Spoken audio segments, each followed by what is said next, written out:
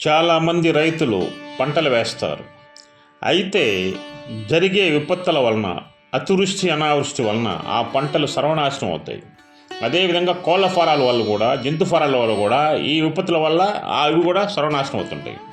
కొందరు నగరంలో అయితే హోటల్స్ పెడతారు, కానీ ఏదో ఒక ప్రమాదం వల్ల, ఫైర్ యాక్సిడెంట్ వల్ల కానీ, పాయిజన్ వల్ల కానీ, ఫుడ్ పాయిజన్ వల్ల కానీ అక్కడ ఆ హోటల్ చెడ్డ పేరు వచ్చి క్లోజ్ చేస్తుంటారు.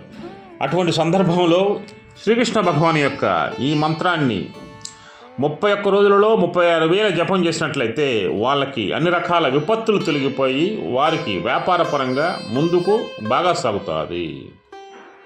ఏంటా మంత్రం అంటే, తేషాం సతతయుక్తానాం భజతాం ప్రీతిపూర్వకం దదామి బుద్ధియోగం తం ఏన మా ముపయాంతి తే అనే శ్లోకాన్ని వీళ్ళు జపం చేసినట్లయితే ఎటువంటి పరిస్థితుల్లో వీళ్ళ యొక్క విపత్తు దోషాలు తొలగిపోయి వ్యాపారం బాగా డెవలప్ అవుతుంది.